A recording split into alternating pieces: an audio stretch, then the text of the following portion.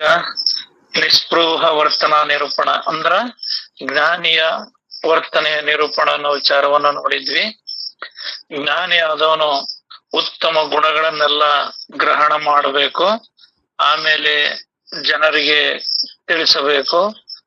ಮತ್ತ ಆತನು ಲೋಕ ಸಂಗ್ರಹದ ಕಾರ್ಯಕ್ಕಾಗಿ ಜನರನ್ನು ಬಹಳ ಪರೀಕ್ಷಿಸಿ ಅವರ ಯೋಗ್ಯತೆಯನ್ನು ಕಂಡುಹಿಡಿಯಬೇಕು ಮತ್ತು ಅವರವರ ಪಾತ್ರತೆಯಂತೆ ಸಮೀಪ ದೂರ ಇಡಬೇಕು. ಅಂದ್ರ ಅವ್ರು ಯಾರು ಮುಮುಕ್ಷಗಳು, ತೀವ್ರ ಮುಮುಕ್ಷಗಳು ಇದ್ರೆ ಅವ್ರನ್ನ ಹತ್ರ ಕಡ್ಕೋಬೇಕಾಗ್ತದ. ಮತ್ ಯಾರು ಜಗತ್ತೇ ಸತ್ಯ, ವಿಷಯ ವಾಸನೆಗಳೇ ಸತ್ಯ ಅನ್ನೋರ್ನ ದೂರ ಇಡ್ಬೇಕಾಗ್ತದ. ಅವರವರ ಪಾತ್ರತೆಯಂತೆ ಸಮೀಪ ದೂರ ಇಡಬೇಕು ಅನ್ನೋ ವಿಚಾರವನ್ನು ನೋಡಿದ್ವಿ. ಇಲ್ಲಿ ಗ್ರಂಥಕರ್ತರು ಏನ್ ಹೇಳಿದ್ರು, ಮೊದಲು ನೀವು ತಿಳಿರಿ, ನೀವು ತಿಳಿದು ಆ ನಿಜವಾದ ಸತ್ವ ಗುಣ ಉಳ್ಳವರಿಗೆ, ನಿಜವಾದ ಮುಮುಕ್ಷುಗಳಿಗೆ ಈ ಪಾರಮಾರ್ಥ ವಿಚಾರವನ್ನ ತಿಳಿಸ್ರಿ. ಮತ್ತೆ ವಿಷಯ ವಾಸನೆಗಳಿಗೆ ಸತ್ಯ ಅನ್ನೋರಿಗೆ ಅದ ಅವ್ರ ಕರ್ಮಾನುಸಾರವಾಗಿ ಅದ ಆಗ್ತದ. ಆದ್ರೆ ಇಲ್ಲಿ ಯಾರು ಆ ಅರ್ಹತೆಯನ್ನು ಇರ್ತಿರ್ತೋ ಅಂತವ್ರಿಗೆ, ಯಾರ ಅಧಿಕಾರಿಗಳು, ಇಲ್ಲಿ ಗುರುಗಳಿಗೆ ಅಷ್ಟ ಅಧಿಕಾರ ಅಂತಲ್ಲ, ಶಿಷ್ಯನಿಗೂ ಕೂಡ ಅಧಿಕಾರ ಬೇಕು. ಈ ಪಾರಮಾರ್ಥ ವಿಚಾರವನ್ನ ಕೇಳುವಂತ ಯಾರ ಅಧಿಕಾರಿಗಳು ಇರ್ತಾರೋ ಅವರಿಗೆ ಈ ಪಾರಮಾರ್ಥ ವಿಚಾರವನ್ನ ತಿಳಿಸಬೇಕಾಗ್ತದೆ ಅನ್ನೋ ವಿಚಾರವನ್ನ ನಿನ್ನೆ ವಿಚಾರದೊಳಗ ಪಡಿದೀರಪ್ಪ. ಇವತ್ತಿನ ವಿಷಯ ದಶಕ 12, ವಿವೇಕ ವೈರಾಗ್ಯ ದಶಕ. ವಿವೇಕ ವೈರಾಗ್ಯ ದಶಕ, ಸಮಾಸ 1, ವಿಮಲ ಲಕ್ಷಣ ನಿರೂಪಣ. ವಿಮಲ ಲಕ್ಷಣ ನಿರೂಪಣ. ಶ್ರೀ ಗುರುಭ್ಯೋ ನಮಃ. ನುಡಿ 1:7. ಮೊದಲು ವ್ಯವಸ್ಥಿತವಾಗಿ ಪ್ರಪಂಚ ಮಾಡಿ ಆಮೇಲೆ ಪಾರಮಾರ್ಥದ ವಿಚಾರವನ್ನು ಕೈಗೊಳ್ಳಬೇಕು. ವಿವೇಕಿಗಳೇ, ಪ್ರಪಂಚ ಪಾರಮಾರ್ಥವೆರಡನ್ನು ಜರುಗಿಸಲಿಕ್ಕೆ ಆಲಸ್ಯ ಮಾಡಬೇಡಿರಿ. ನೀವು ಪ್ರಪಂಚದೊಳಗ ಒಂದು ಆದರ್ಶ ವ್ಯಕ್ತಿಯಾಗಿ ಮೊದಲು ಬಾಳ್ರಿ. ನ್ಯಾಯ ನಿಷ್ಠೆ ಸತ್ಯ ಧರ್ಮದೊಳಗ ನೀವು ಬಾಳ್ರಿ. ಪರಧನ, ಪರಸ್ತ್ರೀ, ಪರದ್ರವ್ಯಗಳಿಗೆ ಎರಗದಂತ ನೀವು ಬಾಳ್ರಿ. ಇನ್ನೊಬ್ರು ಕಾಸೆ ಪಡದಂಗ, ಇನ್ನೊಂದು ಮೋಡಿಸ್ದಂಗ, ಇನ್ನೊಂದು ಇಲ್ದಂಗ, ಅಥವಾ ಇನ್ನೊಬ್ರು ಮನಸ್ಸಿಗೆ ಘಾಸಿ ಆಗದಂಗ, ತೊಂದರೆ ಆಗದಂಗ ಮೊದಲು ಒಂದು ಆದರ್ಶದ ಜೀವನ ಬಾಳ್ರಿ. ಆಮೇಲೆ ಪಾರಮಾರ್ಥವನ್ನ ತಿಳಿರಿ. ಎರಡನ್ನು ಜೊತೆ ಮಾಡ್ಕೊಂಡು ಹೋಗ್ರಿ. ನೀವು ಅದು ಶ್ರೇಷ್ಠ ಅಂದ್ ಇದನ್ನ ಅಲಕ್ಷ್ಯ ಮಾಡೋದಾಗ್ಲಿ, ಇದನ್ನ ಶ್ರೇಷ್ಠ ಅಂದ್ರ ಅದನ್ನ ಅಲಕ್ಷ್ಯ ಮಾಡೋದಾಗ್ಲಿ ಮಾಡ್ಬೇಡ್ರಿ. ಇಲ್ಲಿ ತಿಳಿಯೋತನ ನೋಡಕಷ್ಟ ಎರಡು ಕಾಣ್ತಾವ, ಇದು ಪ್ರಪಂಚ, ಇದು ಪಾರಮಾರ್ಥ ಅಂತ. ಆದ್ರ ಜ್ಞಾನದ ದೃಷ್ಟಿಯಿಂದ ನೋಡಿದಾಗ ಆ ಪರಮ ಸತ್ಯದ ಬಾಳಿದ್ರಂದ್ರ ಪ್ರಪಂಚನ ಒಂದೇ, ಪಾರಮಾರ್ಥನ ಒಂದೇ. ಪ್ರಪಂಚ ಅಂದ್ಕೂಟ್ಲೆ ಕಂಡಂಗ ತಿಳಿದಂಗ ನಿನ್ನ ಮಾತು ಬಂದಂಗ ಬಾಳೋ ಅಂತಲ್ಲ. ಪಾರಮಾರ್ಥ ಅಂದ ತಕ್ಷಣ ಹಿಂಗೆ ಇರು ಅಂತಲ್ಲ. ಎರಡು ಇದೇ ಮನುಷ್ಯ, ಎರಡನ್ನ ಒಂದೇ ಆಗಿ. ಈಗ ಒಬ್ರು ದೇವ್ರ ಎಲ್ಲಮ್ಮನ ಕುಣಿತಿರ್ತಾರ. ಅವ್ರು ಕುಣಿಬೇಕಾರ ನೋಡ್ರ ಕಣ್ಣಿಗೆ ಏನ್ ಕಾಣ್ತತಿ, ಅವ್ರ ಬಾಡಿ ಹೆಂಗ್ ಕುಣಿತಾರ ನೋಡ, ಆಡಿನ ತಕ್ಕಲ್ಲ ಕುಣಿತಾರ ನೋಡ ಕಾಣ್ತತಿ. ಆದ್ರ ಅವ್ರ ದೃಷ್ಟಿ ಎಲ್ಲಿರ್ತತಿ, ತಲೆ ಮೇಗಿನ ಕೊಡಪನದ ಮೇಲೆ ಇರ್ತತಿ. ಏಕಕಾಲದಲ್ಲಿ ಎರಡೂ ಆಗ್ತದ. ತಾಯಿ ಎದಿಯಾಲನ್ನು ಕುಡಿತಿರ್ತತಿ, ಒಂದು ಎದಿಯಾಲನ್ನು ಕುಡಿತಿರ್ತತಿ, ಇನ್ನೊಂದು ಎದಿ ಮೇಲೆ ಕೈ ಇಟ್ಟಿರ್ತತಿ. ಆದ್ರ ಕೂಸಿ ನಾನು ಹಿಂಗೆ ಕೈ ಇಟ್ಟಿದ್ದೀನಿ ಅನ್ನೋದು ಪ್ರಜ್ಞೆ ಇರ್ತದೇನೋ ಇರೋದಿಲ್ಲ. ಆದ್ರೆ ಕೈ ಇಟ್ಟದಂತೂ ಸತ್ಯ. ಆದ್ರೆ ತನ್ನ ಹಾಲು ತಾಯಿ ಎದೆಹಾಲನ್ನು ಕುಡಿದು ಆನಂದಿಸೋದು ಕೂಡ ಸತ್ಯ. ಹಿಂಗೆ ಏಕಕಾಲದಲ್ಲೇ ಎರಡನ್ನ ಮಾಡ್ಕೊಂಡು ಹೋಗೋದು ಅಂತ. ಮತ್ತೆ ಪಕ್ಷಿಗಳು ಉದಾಹರಣೆ ಕೊಡ್ತಾರ. ಪಕ್ಷಿ ಏಕಕಾಲದಲ್ಲಿ ಬಿಸಿಲಲ್ಲಿ ನೀರೊಳಗ ಹಂಸ ಪಕ್ಷಿ ಆಡ್ತಂದ್ರ ಆ ಕೆಳಗಿನ ದೇಹದ ಕೆಳಭಾಗಕ್ಕ ತಂಪಿನ ಆನಂದವನ್ನು ಸಿಕ್ಕ್ರ ಮ್ಯಾಲಿನ ಬಿಸಿಲು ಕೂಡ ಅದ್ರ ಮೇಲೆ ಬಿದ್ದಿರುತ್ತೆ. ಎರಡೂ ಜೊತೆಗೆ ಆಗ್ತದ. ಈ ಪಕ್ಷಿ ನೀರೊಳಗೆ ಈಜಾಡುವಾಗ ಹಂಗೆ ಎರಡು ಏಕಕಾಲದಲ್ಲಿ ಇರ್ತದೋ, ಸಣ್ಣ ಕೂಸು ತಾಯಿ ಎದೆಹಾಲನ್ನು ಕುಡಿಯುವಾಗ ಒಂದ್ ಕೈ ಬೇರೆ ಇನ್ನೊಂದ್ ಎದೆ ಮೇಲೆ ಹೆಂಗಿರ್ತದೋ ಹಂಗ ಅದರಂತೆ ಜ್ಞಾನಿಗಳಾಗಿರ್ತಕ್ಕಂಥವ್ರು ಎರಡನ್ನು ಏಕಕಾಲದಲ್ಲೇ ಎರಡಕ್ಕೂ ಸಮತ್ವ ಬುದ್ಧಿಯಿಂದ ಜರುಗಿಸಲಿಕ್ಕೆ ಬೇಕು. ಅಲಸ್ಯ ಮಾಡಬೇಡಿರಿ. ನೀವು ಪ್ರಪಂಚ ಬಿಟ್ಟು ಪಾರಮಾರ್ಥ ಒಂದನ್ನೇ ಮಾಡ ಹೋದರೆ ಅದರಿಂದ ನಿಮಗೆ ಕಷ್ಟವಾಗುವುದು. ನೀವು ಪ್ರಪಂಚ ಬಿಟ್ಟು ಪಾರಮಾರ್ಥ ವಂದನೆ ಮಾಡ್ತಾನೆ ಅಂದ್ರ ಕಷ್ಟ ಆಗ್ತದ. ಪ್ರಪಂಚವನ್ನು ಪಾರಮಾರ್ಥವನ್ನು ಕೂಡಿಯೇ ನಡೆಸಿದರೆ ಮಾತ್ರ ನೀವು ಸುಖಿಗಳಾಗಿವಿರಿ. ಮತ್ತೆ ಪಾರಮಾರ್ಥ ಒಂದ ಮಾಡಿದ್ರೆ ಹೆಂಗ್ ಕಷ್ಟ ಆಗ್ತದ ಅಂದ್ರ, ಸಮಾಜದೊಳಗೆ ನಾವು ಅತಿಥಿ ಸತ್ಕಾರ ಆಗ್ಲಿ ಅಥವಾ ಮಹಾತ್ಮರ ಸೇವೆ ಆಗ್ಲಿ ಅಥವಾ ತನ್ನ ಉದರಕ್ಕಾಗ್ಲಿ ಅಥವಾ ತನ್ನ ನೆಚ್ಚಿಂದಿರ್ತಕ್ಕಂತ ಸತಿ ಸೂತರಿಗಾಗ್ಲಿ ಹೆಂಡತಿ ಮಕ್ಕಳಿಗಾಗ್ಲಿ ಅದಕ್ಕಾಗ್ಲಿ ಕಾಯಕವನ್ನ ಮಾಡ್ಲೇಬೇಕಾಗಿತ್ತು. ಮಹಾತ್ಮರೆಲ್ಲಾ ಶರಣರು ಅದನ್ನ ಹೇಳಿರೋದು. ಎಷ್ಟು ಕಾಯಕಪ್ಪ ಅಂದ್ರ, ದಿನ ನಮ್ಮ ಮನೆಗಿರೋರು ಎಲ್ಲಾರು ಊಟ ಮಾಡ್ಬೇಕು, ಮತ್ತೆ ನಮ್ಮ ಮನೆಗ್ ಬಂದ ಎಲ್ಲಾ ಅತಿಥಿಗಳಿಗೂ ಬಂದಂತರಿಗೆ ಪ್ರಸಾದ ಆಗುವಷ್ಟು ಕಾಯಕವನ್ನ ಮಾಡ್ಲೇಬೇಕಾಗ್ತದೆ. ಅವಾಗ ಎರಡು ಕಡೆ ಸಮತ್ವವನ್ನ ಕಾಯ್ದುಕೊಳ್ಳಕ್ ಅವಕಾಶ ಆಗ್ತದೆ. ಇಲ್ಲಿ ತಿನ್ನಲಿಕ್ಕೆ ಅನ್ನ ಸಿಗದಾಗುವುದು. ನೀನ್ ಬರೀ ಪಾರಮಾರ್ಥ ಮಾಡ್ತಾನೆ ಅಂದ್ರ ತಿನ್ನಕ ಅನ್ನ ಸಿಗದಂತಾಗುವುದು. ಅಂತ ದೀನನಿಂದ ಪಾರಮಾರ್ಥವಾದರೂ ಏನಾದಿತ್ತು? ಅವ್ನಿಗೆ ತಿನ್ನಕ ಅನ್ನನ ಇಲ್ಲ, ಅವನ ಶ್ರಮನೆ ಪಡ್ತಲ್ಲ ಅಂದ್ರ ಅಂತ ದೀನನ ಅವನು ಕೇವಲ ಅನ್ನ ನೀರಿಗಾಗಿ ಅಪಹರಿಸುವನು, ಅನ್ನ ನೀರಿಗಾಗಿ ಹುಡುಕಾಡಂತ ಅವನಿಗೆ ಪಾರಮಾರ್ಥ ಎಲ್ಲಿ ತಿಳಿದೈತಿ? ಹಸಿದವನಿಗೆ ಆಧ್ಯಾತ್ಮ ಸಲ್ಲದು ಅಂತ ಹೇಳ್ತಾರ. ಇಲ್ಲಿ ಹಸಿದವನಿಗೆ ಆಧ್ಯಾತ್ಮ ಸಲ್ಲದು ಅಂದ್ರ ಅನ್ನದ ಹಸಿವಿನ ಜೊತೆಗೆ ವಿಷಯ ವಾಸನೆಗಳು ಹಸವಾಗಿರ್ತಕ್ಕಂಥ ಒಂದು ಕೂಡ ಇದು ಆಧ್ಯಾತ್ಮ ತಿಳಿಯೋದಿಲ್ಲ ಅಂತ. ಹೆಣ್ಣು ಹೊನ್ನು ಮಣ್ಣು ಅಂತ ಹೊರಗಿನ ಸರ್ವ ಸುಖ ಭೋಗಗಳು ಏನ್ ನಾವ್ ಹೇಳ್ತೀವಲ್ಲ, ಕಾಮ ಕ್ರೋಧ ಲೋಭ ಮದ ಮತ್ಸರಗಳೆಂಬ ಹಸಿವಾಗಿರ್ತಕ್ಕಂಥವನಿಗೆ ಹಣ ಅಧಿಕಾರ ಕೀರ್ತಿ, ಹಣ ಮದ ಅಧಿಕಾರ ಮದ ಕುಲ ಮದ ಪಾಂಡಿತ್ಯ ಮದ ಯೌವನ ಮದ ಇವು ನನಗ್ ಬೇಕಂತ ಇವು ಒಂದ್ ರೀತಿ ಹಸುವುಗಳೇ. ಈ ಶರೀರಕ್ಕ ಸ್ಥೂಲ ಶರೀರಕ್ಕ ಅನ್ನದ ನೀರಿನ ದಾಹ ಹೆಂಗ ಆಗ್ತದೋ ಹಂಗ ಮನಸ್ಸಿಗೆ ಈ ವಿಷಯ ವಾಸನೆಗಳ ದಾಹ ಆಗ್ತದ, ವಿಷಯ ವಾಸನೆಗಳ ಹಸುವಾಗ್ತದ. ಹೆಚ್ಚು ಕಮ್ಮಿ ಶರೀರಕ್ಕೆ ಅನ್ನ ನೀರು ಹಾಕಿದ್ರೆ ಶರೀರ ಶಾಂತ ಆಗ್ಬಹುದು, ಆದ್ರೆ ಮನಸ್ಸಿಗೆ ಆಸೆಗಳ ಹಸಿವು ಸಾಯೋದಿಲ್ಲ. ಇಂಥ ಆಸೆಗಳ ಹಸಿವಿನಿಂದ ಅಥವಾ ಅನ್ನ ನೀರು ಹಸಿವಿನಿಂದ ಬಳಲುವಂತ ದೀನನಿಗೆ ಪಾರಮಾರ್ಥ ಏನಾದೀತು? ಇನ್ನು ಪಾರಮಾರ್ಥ ಬಿಟ್ಟು ಪ್ರಪಂಚವಷ್ಟೇ ಮಾಡಿದರೆ ಅದರಿಂದ ನಿನಗೆ ಅಂತ್ಯದಲ್ಲಿ ಯಮಯಾತನೆಯನ್ನು ಅನುಭವಿಸಬೇಕಾಗಿ ಬಂದು ಬಹು ದುಃಖ ಹೊಂದಿವಿ. ನೀನ್ ಪ್ರಪಂಚ ಬಿಟ್ಟು ಬರೀ ಪಾರಮಾರ್ಥನ ನೀನ್ ಹೆಂಡ್ರು ಮಕ್ಕಳು ಇದೇ ಸತ್ಯ ಅಂತೇಳಿ ಇವ್ರಿಗೆ ದುಡ್ದಕ್ಕೆ ಅಂತ ಇವ್ರಿಗೆ ತಂತಕ್ಕೆ ಅಂತ, ಮತ್ತೆ ಹೆಂಡ್ರು ಮಕ್ಕಳಂತಲ್ಲ, ನಮ್ಮ ದೇಹಕ್ಕೂ ನಮ್ಮ ವಿಷಯ ವಾಸನೆಗಳಿಗೂ ನಮ್ಮ ಬೈಕಿಗಳಿಗೂ ಎಲ್ಲದಕ್ಕೂ ಕೂಡ ನಾವು ಇದೇ ಸತ್ಯ ಪ್ರಪಂಚ ಸತ್ಯ ಅಂತ ಮಾಡ್ಕೊಂತ ಹೋದ್ರ ಮತ್ತೆ ಇದೇ ಸತ್ಯ ಮತ್ತೆ ಇದ್ರೊಳಗ ಹುಟ್ಟುಬೇಕಾಗ್ತದ. ಯಾಕೆ ಮನಸ್ಸು ಇದೇ ಸತ್ಯ ಅಂತ ಎದ್ರ ಕುಂತಿರುತ್ತೋ ಅದ್ರ ಬಯಕೆಗಳೊಳಗ ಅದೇ ಮುಂದಿನ ಜನ್ಮಕ್ಕ ಕಾರಣ ಆಗ್ತದ. ನೀನ್ ಪ್ರಪಂಚ ಮಾಡ್ತೀಯ ಅಂದ್ರ ಅದರ ಅಂತ್ಯದಲ್ಲಿ ಯಮಯಾತನೆಯನ್ನು ಅನುಭವಿಸಬೇಕಾಗುವುದು, ಬಹು ದುಃಖ ಹೊಂದಕ್ಕಾಗ್ತದೆ.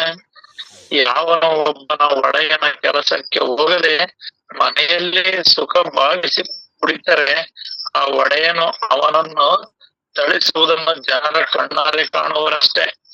ಈಗ ನಾವ್ ಯಾರ್ದಾಗಾರ ಕೆಲ್ಸಕ್ಕೆ ಹೋಗಿರ್ತವೆ, ಎಲ್ಲಾರ ಸಂಬಳ ಇರ್ತವೆ, ಅಲ್ಲಿ ಹೋಗಿ ಅವನಂತ ಕೆಲಸ ಮಾಡ್ದಂಗ ಬರೀ ನನಗೆ ಅದನ್ನ ಕೊಡು ಇದನ್ನ ಕೊಡು ಅಂತ ಕೇಳಿದ್ರ ಅವ್ನ ಹಿಡ್ಕೊಂಡ್ ನನಗೆ 2 ಬಾರಿಸ್ತಾನ. ಅವನ ಏನು ಕೊಡ್ತಾನ? ಕೊಡೋದಿಲ್ಲ. ದುಡಿದ್ರೆ ಕೊಡೋದ್ ಕಷ್ಟ ಐತಿ ಕೂಲಿನ. ಇನ್ನು ದುಡಿಲಾರ್ದವ್ರಿಗೆ ಆ ಮಾಲೀಕನನ್ನ ಒಡೆಯನ ನಾವು ಕೂಲಿ ಕೇಳಿದ್ರೆ ಅವನ್ ಹೆಂಗ್ ಕೊಡ್ತಾನ? ಹಾಗೆ ಅವನ ಮಹತ್ವವೇ ಹೋಗಿ ದುಷ್ಟರ ನಗೆಗೆ ಈಡಾಗಬೇಕಾಗುವುದಲ್ಲದೆ ತಾನೂ ಬಹು ದುಃಖ ಭೋಗಿಸಬೇಕಾಗುವುದು. ತಾನು ಶ್ರಮ ಪಡದೆ ಏನಾದ್ರು ಬೇಡ್ಕೊಂತ ಬೇಡದು ಕೇಳೋದು ಮಾಡ್ಕೊಂತ ಹೋದ್ರ ಅದರಿಂದ ದುಃಖವನ್ನು, ಅದರಿಂದ ಯಾವುದೇ ಸುಖ ಸಿಗುವುದಿಲ್ಲ.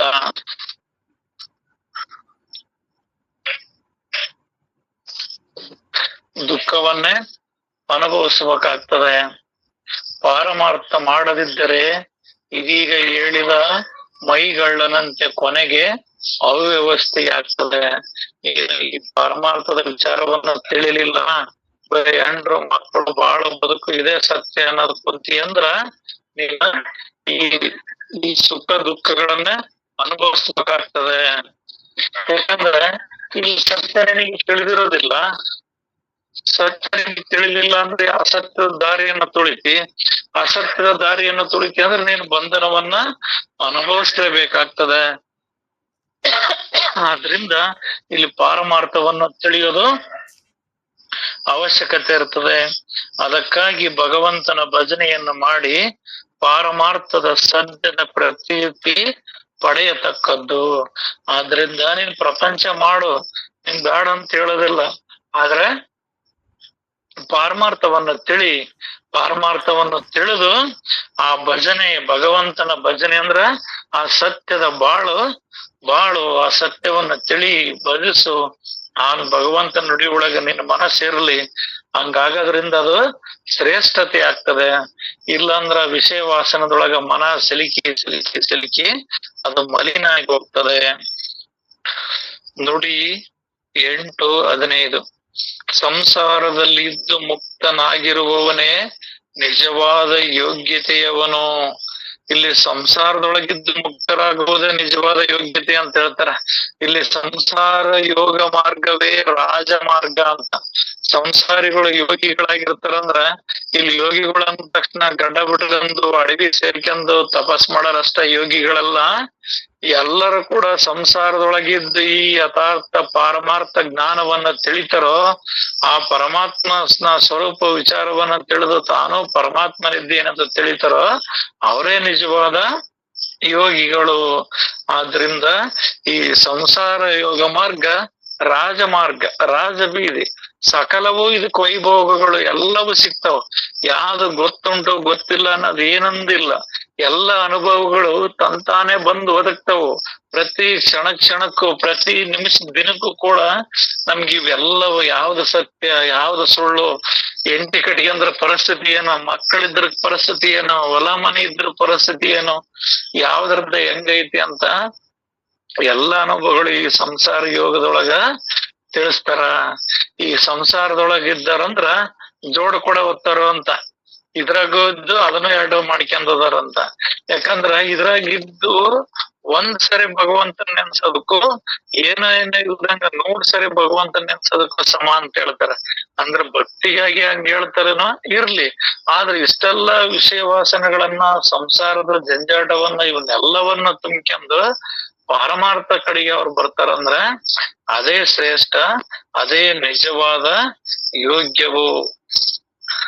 ಅವನು ಯಾವಾಗಲೂ ಅಯೋಗ್ಯವನ್ನು ನೋಡುತ್ತಿರುವನು. ಯಾರಂದ್ರ ಸಂಸಾರದೊಳಗಿದ್ದನು ಅವನು ಪ್ರತಿ ಕ್ಷಣಕ್ಕೂ ಪ್ರತಿಯೊಂದನ್ನ ಅವನು ಒಂದು ವಸ್ತುವನ್ನೇ ಖರೀದಿ ಮಾಡ್ಬೇಕಂದ್ರೂ ಕೂಡ ಅದರ ಅಯೋಗ್ಯತೆಯನ್ನ ಪರೀಕ್ಷೆ ಮಾಡ್ತಾನೆ. ಯೋಗ್ಯವನ್ನ ನೋಡ್ತಾನ. ಮತ್ತೇನೆಂದರೆ ಪ್ರಪಂಚದಲ್ಲಿ ಜಾಗರೂಕನಾದವನೇ ಪಾರಮಾರ್ಥವನ್ನು ಉತ್ತಮವಾಗಿ ಮಾಡಬಲ್ಲ. ಪ್ರಪಂಚದೊಳಗ ಜಾಗರೂಕತನಾಗ್ಬೇಕು, ಪ್ರಪಂಚದೊಳಗ ಸತ್ಯವನ್ನ ತಿಳಿಬೇಕು. ಅಂತವನ್ ಇಲ್ಲಿ ಪಾರಮಾರ್ಥದೊಳಗ ತಿಳಿಯಕ್ ಸಾಧ್ಯ ಆಗ್ತದ. ಇಲ್ಲಿ ಸಲ್ಲುವನು ಅಲ್ಲಿ ಸಲ್ಲುವನಯ್ಯ, ಇಲ್ಲಿ ಸಲ್ಲದವನು ಅಲ್ಲಿಯೂ ಸಲ್ಲುವುದಿಲ್ಲ ಅಂತ ಹೇಳ್ತಾರ. ಅಂದ್ರೆ ಒಂದಿಷ್ಟು ಜ್ಞಾನ ಅಂತ. ಯಾಕೆ ಪ್ರಪಂಚ ಚೆನ್ನಾಗೇ ಮಾಡ್ಬೇಕು ಹಂಗೆ ಮಾಡ್ಬೇಕಂತಲ್ಲ, ಇದೊಂದು ಸಾಮಾನ್ಯ ಜ್ಞಾನ ಇವನಿಗೆ ಐತಿ ಅಂದ್ರ ಆ ಪರಿಪೂರ್ಣ ಜ್ಞಾನವನ್ನ ತಿಳಿಯಕ್ ಇವನಿಗೆ ಸಾಧ್ಯ ಆಗ್ತದೆ. ಈ ಪ್ರಪಂಚದೊಳಗ್ ಬದುಕ್ಬೇಕಂದ್ರೆ ಇದೊಂದು ಸಾಮಾನ್ಯ ಅರಿವಿನೊಳಗ, ಸಾಮಾನ್ಯ ಬುದ್ಧಿ ಒಳಗ ನಾವೆಲ್ಲರೂ ಬದುಕ್ಬೇಕಾಗ್ತದ. ಇಷ್ಟ ಗೊತ್ತಿಲ್ಲ ಅಂದ್ರ ಅದ್ ಹೆಂಗ್ ಗೊತ್ತಾಕತಿ? ನೀರ್ ಹೋಗೋದ್ ಬಾಯಾಗ ಕಡುಬು ತುರ್ದಂಗ ಆಗ್ತದ ಅಂತ ಹೇಳ್ತದ್ರ ಮಹಾತ್ಮರು. ಅವನಿಗೆ ನೀರೇ ಹೋಗೋದಲ್ಲ, ನೆಟ್ಟಗ್ ಪ್ರಪಂಚನ ಅವನಿಗೆ ಗೊತ್ತಿಲ್ಲ. ಇನ್ನು ಅಂತವನಿಗೆ ನೀನ್ ಪಾರಮಾರ್ಥ ಹೇಳಕ್ ಹೋದಿ ಅಂದ್ರೆ ಹೆಂಗ್ ತಿಳಿತದಪ್ಪ ಅನ್ನೋವಂಗ ಇದು ಸ್ವಲ್ಪ ಸಾಮಾನ್ಯ ಜ್ಞಾನ ಅವನಿಗೆ ಇರ್ಬೇಕಾಗ್ತದೆ. ಈ ಜ್ಞಾನ ಇದ್ದವನು ಪಾರಮಾರ್ಥವನ್ನು ಉತ್ತಮವಾಗಿ ಮಾಡಬಲ್ಲನು. ಪ್ರಪಂಚದಲ್ಲಿ ಅವ್ಯಸ್ತವಿದ್ದವನು ಪಾರಮಾರ್ಥದಲ್ಲಿಯೂ ನಿರುಪಯೋಗಿಯೇ. ಇದ್ರಾಗೂ ಕೂಡ ಆ ಪ್ರಪಂಚದೊಳಗ ಅಸ್ತವ್ಯಸ್ತ ಅದನ ಅಂದ್ರ ಅಂತವನು ಪಾರಮಾರ್ಥದೊಳಗೆ ಏನೂ ಉಪಯೋಗ ಇಲ್ಲ, ಅವನು ನಿರುಪಯೋಗಿಯೇ. ಅದಕ್ಕಾಗಿ ಎಚ್ಚರಿಕೆಯಿಂದ ಪ್ರಪಂಚ ಪಾರಮಾರ್ಥವೆರಡನ್ನು ನಡೆಸಬೇಕು. ಇದಕ್ಕೆ ತಪ್ಪಿದರೆ ಅನೇಕ ದುಃಖಗಳನ್ನು ಅನುಭವಿಸಬೇಕಾಗುವುದು. ನಾವು ಈ ಪ್ರಪಂಚ ಮತ್ತು ಪಾರಮಾರ್ಥವನ್ನ ಎರಡನ್ನು ಸರಿಯಾಗಿ ಮಾಡ್ಬೇಕಾಗ್ತದ. ಎರಡನ್ನು ನಾವು ಸರಿಯಾಗಿ ಮಾಡ್ಲಿಲ್ಲ ಅಂದ್ರ ದುಃಖವನ್ನ ಅನುಭವಿಸ್ಬೇಕಾಗ್ತದ. ಯಾಕಂದ್ರೆ ಈ ಪ್ರಪಂಚದ ದುಃಖ ಯಾವ್ಯಾವ ನಮ್ ತಲೆಯಾಗ ಒಕ್ಕಂದು ಅಂದ್ರ ಈ ಪಾರಮಾರ್ಥ ಸರಿಯಾಗಿ ನಡೆಯೋದಿಲ್ಲ. ಬರೀ ಹಿಂಗ ಏನಾರ ಹೇಳಕ್ಕಾರ ಯಾವಾರ ಒಂದ್ 2-3 ತಿರ್ಗ ಮುರ್ಗ ಫೋನ್ ಮಾಡಿಬಿಟ್ರ ಅಂದ್ರ ಅಲ್ಲೇ ಅಸ್ತವ್ಯಸ್ತ ಆಗಿ ಹೋಗ್ಬಿಡ್ತದ ಮನಸ್ಸು. ಹಂಗ ಅಲ್ಲಿ ಅದನ್ನು ಸಮತೋಲನವನ್ನ ಕಾಪಾಡ್ಕೊಂಡ ಎರಡು ಸಮಸ್ಥಿತಿಯಲ್ಲಿ ತಗೊಂಡು ಹೋಗ್ತಾನ, ಆತ ಜಾಣನಾಗ್ತಾನ. ಅದಕ್ಕಾಗಿ ಎಚ್ಚರಿಕೆಯಿಂದ ಪ್ರಪಂಚ ಪಾರಮಾರ್ಥವೆರಡನ್ನು ನಡೆಸಬೇಕು.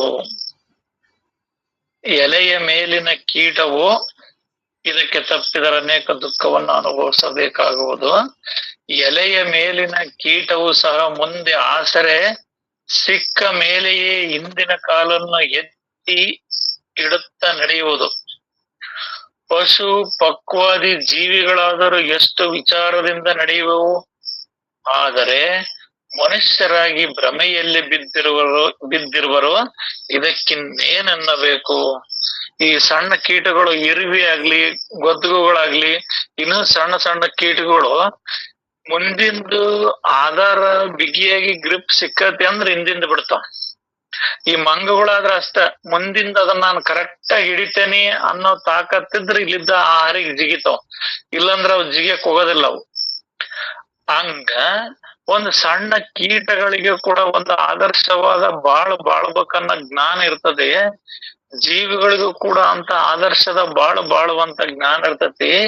ಆದ್ರೆ ಈ ಮನುಷ್ಯನಿಗೆ ಎಷ್ಟು ವಿಚಾರದಿಂದ ಹೇಳುವುದು, ಎಷ್ಟಾದ್ರೂ ಕೂಡ ಈ ಮನುಷ್ಯ ಭ್ರಮೆಯಲ್ಲೇ ಬಿದ್ದು ಒದ್ದಾಡ್ತಾನ.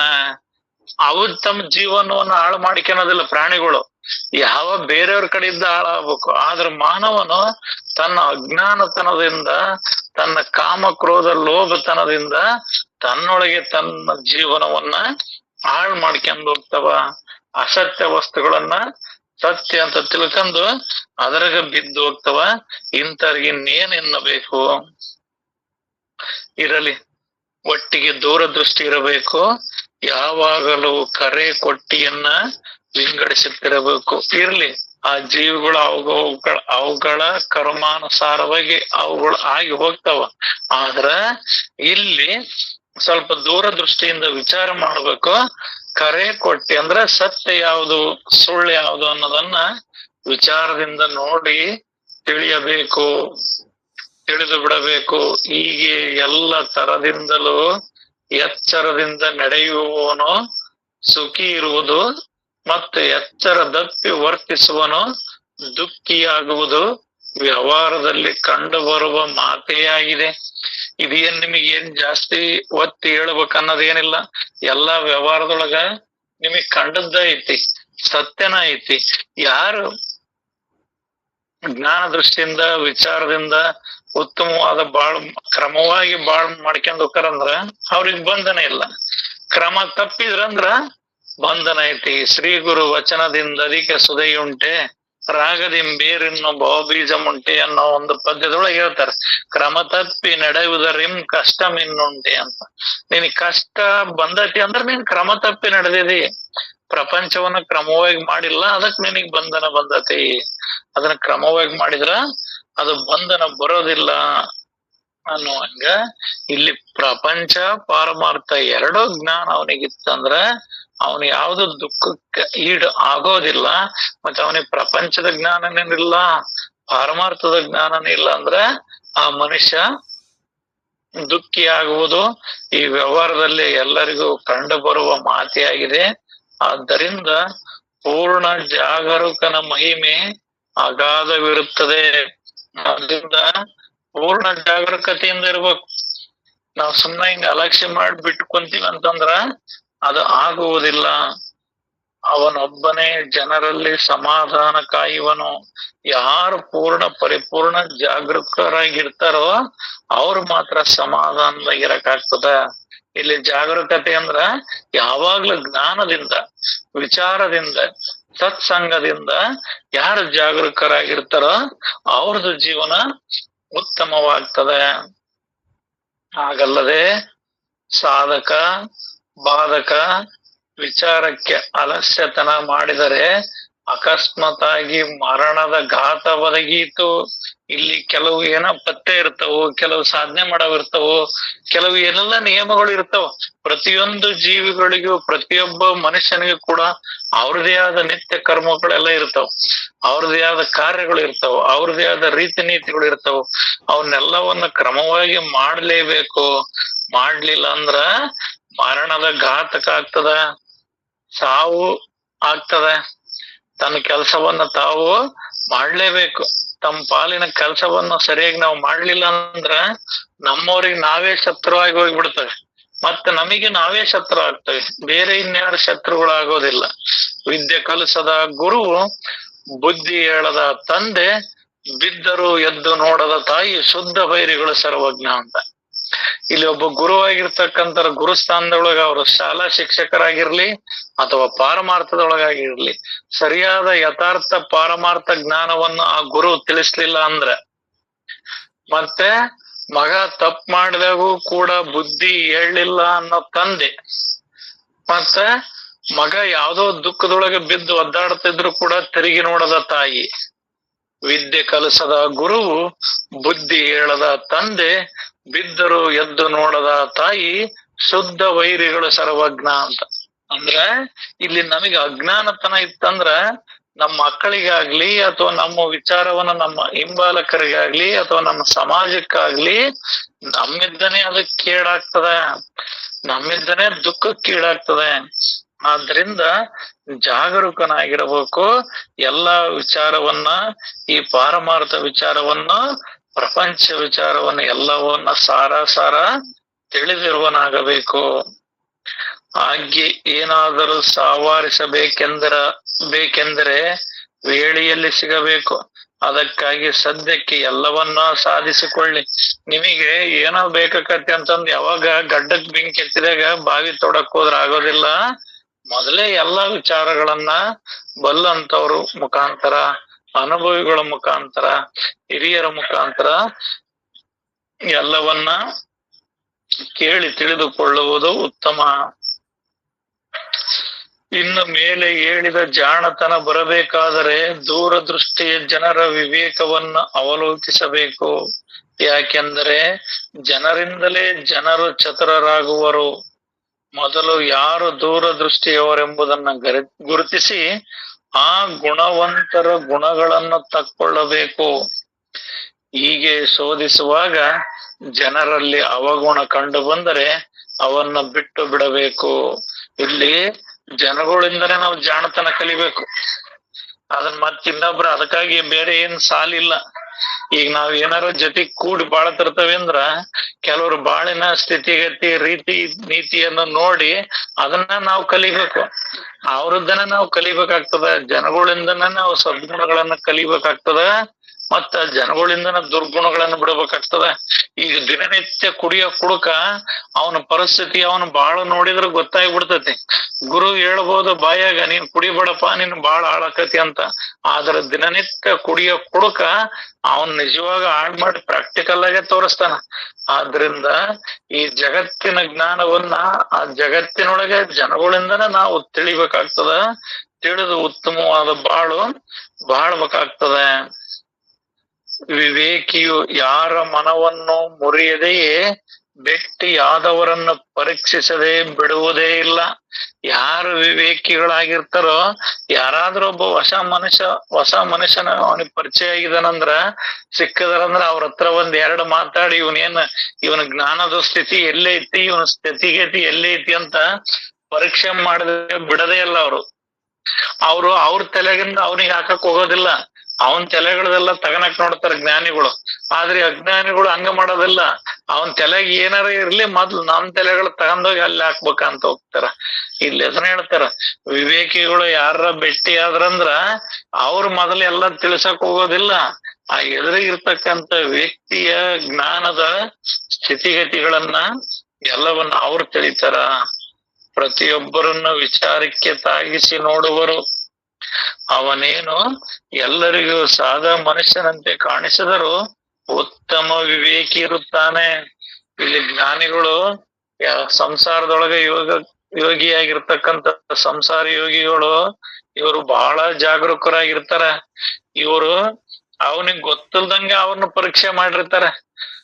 ಅವನ ಸ್ಥಿತಿಗತಿಗಳನ್ನ ಎಲ್ಲವನ್ನ ಇವರು ತಿಳಿದಿರ್ತಾರ. ಅಂತ ತಿಳ್ಕೊಂಡಿರ್ತಕ್ಕಂಥ ಉತ್ತಮ ವಿವೇಕಿ ಇರ್ತಾರೆ. ಇವರು ಬಹಳ ಬಲ್ಲಂತವ್ರು ಇರ್ತಾರೆ. ಅವನು ಕೆಲಸದ ಹಾಗೂ ಕೆಲಸಕ್ಕೆ ಬೀಳದ ಜನರನ್ನು ಒಳ್ಳೆ ಪರೀಕ್ಷಿಸುವನು. ಇಲ್ಲಿ ಊರಾಗ ಹಿರಿಯರು ಹೇಳ್ತಿರ್ತಾರ, ಯಾರ್ದಾರ ಸಂಘ ನಾವ್ ಹೋಗ್ತಿರ್ತಾವಂದ್ರ ಅಲ್ಲಿ ಹೋಗಿ ಅಂತ ಮನೆ ಮುರುಕರ ಸಂಘ ಮಾಡ್ತಾರ, ಹೋಗಿ ಅಂತ ಕಳ್ಳರ ಸಂಘ ಮಾಡ್ತಾರ, ಸುಳ್ಳ್ರ ಸಂಘ ಮಾಡ್ತಾರ. ಊರಾಗ ನಿನ್ಗೆ ಯಾರ ಸಂಘ ಇಲ್ಲೇನ? ಅವ್ರಿಂದ ಹೋದ್ರೆ ಏನ್ ಲಾಭ ಐತಲೇ? ಇಂಥರಿಂದ ಹೋದ್ರೆ ಏನಾರ ಒಂದಿಟ್ಟು ಜ್ಞಾನರ ತಿಳಿತೈತಿ, ಏನಾರ ಒಟ್ಟು ಲಾಭ ಆಕತಿ, ಅಂತರಿಂದ ಏನೋತ್ತಿ ಅಂತೇಳಿ ಹಿರಿಯರು ಹೇಳ್ತಿರ್ತಾರ. ತಮ್ಮ ಮಕ್ಕಳಿಗೋ ಮೊಮ್ಮಕ್ಕಳಿಗೋ ಹೇಳ್ತಿರ್ತಾರ. ಅವ್ರ ಊರಾಗಿನ ಜನನ ಎಲ್ಲವನ್ನ ಪರೀಕ್ಷೆ ಮಾಡಿ ಸೋಸಿ ಹೇಳ್ತಿರ್ತಾರ. ಆದ್ರಿಂದ ಮತ್ತ ಅದನ್ನ ಪರೀಕ್ಷೆ ಮಾಡೋದ್ರ ಜೊತೆಗೆ ಇಲ್ಲಿ ಪಾರಮಾರ್ಥವನ್ನು ಕೂಡ ನೋಡಿ ತಿಳಿಯುವಂತ ಉತ್ತಮ ವಿವೇಕಿಗಳಾಗಬೇಕು. ಎಲ್ಲರನ್ನ ವಿಚಾರದ ಹೊರಗಲ್ಲಿಗೆ ಹಚ್ಚಿ ನೋಡುವುದೇ ಅವನ ವೈಶಿಷ್ಟ್ಯವಿದ್ದು, ಅವರವರ ಈ ರೀತಿಯಲ್ಲಿ ಗೌರವ ಕಾಯುವುದು ಅವನಿಗೆ ಅವಗತವಿರುತ್ತದೆ. ಅವನಿಗೆ ಎಲ್ಲರನ್ನು ಪರೀಕ್ಷೆ ಮಾಡೋದು ಗೊತ್ತು, ಯಾರನ್ನ ಅಡಿಗೆ ಮನೆ ಕುಂದ್ರಸ್ಬೇಕು ಅನ್ನೋದು ಗೊತ್ತು, ಯಾರನ್ನ ನಡುಮನೆ ಕುಂದ್ರಸ್ಬೇಕು ಅನ್ನೋದು ಗೊತ್ತು, ಯಾರನ್ನ ಪಡಸಾಲೆ ಕುಂದ್ರಸ್ಬೇಕು. ಒಂದಿಟ ಚಂದ್ರಣ್ಣ, ಏ ಬಸಣ್ಣ ಬಸಣ್ಣ ಮ್ಯೂಟ ತೆಗಿದಿಯ, ಆಫ್ ಮಾಡಿ ಮ್ಯೂಟ ಮಾಡಿಲ್ಲಲ್ವ ಮಾರಾಯ? ಆ ವಿಡಿಯೋ ಓಪನ್ ವಿಡಿಯೋ ಓಪನ್ ಇಟ್ಬಿಟ್ಟ ಅಲ್ರಿಪ್ಪ. ಏನ ಯಾವ ಬಾಳತ್ತಾತು. ಇರ್ಲಿ ಇದು ಇಲ್ರಪ್ಪಾಜಿ ಇಲ್ಲಿ ವಿಷಯ ಇಷ್ಟರಪ್ಪಾಜಿ. ಇದು ನೋಡಿನ ಮುಕ್ತಾಯ ಆಯ್ತಾ. ಇಲ್ಲಿ ನಿಜವಾದ ಜ್ಞಾನಿಯಾಗಿರ್ತಕ್ಕಂಥವ್ನು, ಅದ್ರಾಗ ಎಂತ ಜ್ಞಾನಿ ಅಂದ್ರ ಪ್ರಾಪಂಚಿಕ ಯೋಗಿಗಳು, ಪ್ರಪಂಚದೊಳಗಿರ್ತಕ್ಕಂಥವ್ರದೇ ಶ್ರೇಷ್ಠ ಮಾರ್ಗ ಐತಿ. ಈತ ಎಲ್ಲದನ್ನ ಕಾಯ್ದುಕೊಂಡು ಸಮತ್ವ ಬುದ್ಧಿಯಿಂದ ಇರ್ತಾನ. ಮತ್ ಯಾರ ಜೊತೆಗೆ ಇರ್ಬೇಕು, ಯಾರ ಜೊತೆಗೆ ಒಡನಾಟ ಮಾಡ್ಬೇಕು, ಯಾರ ಜೊತೆಗೆ ಎಷ್ಟು ಸಲಿಗೆಯಿಂದ ಇರ್ಬೇಕು ಅನ್ನೋದನ್ನ ಎಲ್ಲಾ ಜ್ಞಾನವನ್ನ ಈತ ತಿಳಿದಿರ್ತಾನ. ಅನ್ಯಾಯವಾಗಿ ಅನವಶ್ಯಕವಾಗಿ ಅಜ್ಞಾನಿಗಳ ಜೊತೆಗೆ ಈತ ಕಾಲ ಕಳೆಯೋದಿಲ್ಲ, ಮಾತನ್ನ ಆಡೋದಿಲ್ಲ. ಆತ ಸಮಯವನ್ನ ವ್ಯರ್ಥ ಮಾಡದೆ ಯಾವಾಗ್ಲೂ ಇಲ್ಲ ಪ್ರಪಂಚ ಇಲ್ಲ ಪರಮಾರ್ಥದ ಕಡೆಗೆ ಎರಡನ್ನ ಏಕತ್ವವಾಗಿ ಮಾಡ್ಕೊಂಡ ತಗೊಂಡ್ ಹೋಗ್ತಾನ. ಮೊದ್ಲೇ ನಾವು ಉದಾಹರಣೆ ಕೊಟ್ಟಿವಿ, ಪಕ್ಷಿ ಬಿಸಿಲಲ್ಲಿ ನೀರಾಗ ಆಡ್ತತಿ ಅಂದ್ರ ಮೇಲ್ಮೈ ಪ್ರಪಂಚವನ್ನ, ಕೆಳಗಿನ ಪರಮಾರ್ಥ ಅನ್ನುವ ರೀತಿ ಈ ಕೂಸು ತಾಯಿ ಎದೆಯಾಲು ಕುಡಿತಂದ್ರ ಆ ತಾಯಿ ಎದೆಯಾಲು ಕುಡಿಯುವುದೇ ಪರಮಾರ್ಥ. ಸುಮ್ನೆ ನಾಪಕವಸ್ಥೆಗೆ ಕೈ ಬೇರೆ ಹೆಂಗಿರ್ತದೋ ಆ ರೀತಿಯಾಗಿ. ಮತ್ತೆ ಜೋಗಮ್ಮವ್ರ ಅಂತಾರ, ಅವ್ರೇನಾದ್ರು ನರ್ತನೆ ಮಾಡ್ಬೇಕಾದ್ರೆ ತಲೆ ಮೇಲೆ ಕೊಡ ಇಟ್ಕೊಂಡ್ ಅವ್ರು ಕುಣಿತಿರ್ತಾರಂದ್ರ ಅವ್ರ ನೋಡೋರ್ ಕಣ್ಣಿಗೆ ಕುಣಿಯೋದ್ ಕಾಣ್ತದ, ವಿನ್ನ ಅವ್ರ ದೃಷ್ಟಿ ಪಾರಮಾರ್ಥದ ಕಡೆಗೆ ಇರ್ತದ. ಅಂದ್ರ ಮ್ಯಾಲ್ ಕೊಡಪನ ಕಡೆಗೆ ಹೆಂಗ್ ಇರ್ತದೋ ಹಂಗೆ ನಿಜವಾದ ಪ್ರಪಂಚಕರಾಗಿರ್ತಕ್ಕಂಥವ್ರು ಪ್ರಪಂಚವನ್ನೇ ಮಾಡುತ್ತಾ ಕೇವಲ ದೃಷ್ಟಿ ಪಾರಮಾರ್ಥದೊಳಗಿದ್ದು, ಜಾಣನೋ ಇಲ್ಲಿ ನಿಜವಾದ ಶಿವಗಳು ಹೇಳ್ತಾರಲ್ಲ, ಜಾಣನೋ ಲೌಕಿಕ ಪಾರಮಾರ್ಥವೆರಡನು ಕೂಡಿ ಮಾಡದೆ ನಡೆಸತಿಯ ನಿಂತು ಅಂತ ಹೇಳ್ತಾರಲ್ಲ, ಹಂಗಿಲ್ಲಿ ಕೂಡ ಎರಡನ್ನು ಏಕತ್ವವಾಗಿ ಮಾಡ್ಕೊಂಡ್ ಹೋಗೋದು ಅವಶ್ಯಕತೆ ಇರ್ತದ. ಜ್ಞಾನಿಗಳಿಗೆ ಇದೆಲ್ಲದು ತಿಳಿತೈತಿ. ಅವ್ರಿಗೆ ಯಾರ್ಯಾರಿಗೆ ಯಾವ್ಯಾವ ಸ್ಥಿತಿಗತಿ ಒಳಗ್ ನೋಡ್ಬೇಕು, ಹೆಂಗ್ ಕಾಣ್ಬೇಕು ಅಂತ ಎಲ್ಲ ಬಲ್ಲ ಅಂತವ್ರಾಗಿರ್ತಾರೆ ಅನ್ನೋದಕ್ಕ ಈ ಅಧ್ಯಯನ ಮುಕ್ತಾಯ ಆಯ್ತಪ್ಪ. ಇತಿ ಶ್ರೀ ದಾಸಬೋಧೆ ಗುರು ಶಿಷ್ಯ ಸಂವಾದ ದ್ವಾದಶ ದಶಕ್ಕೆ ವಿಮಲ ಲಕ್ಷಣ ನಿರೂಪಣ ನಾಮ ಪ್ರಥಮ ಸಮಾಸ ಇಲ್ಲಿ ಮುಕ್ತಾಯ ಆಯ್ತಪ್ಪ.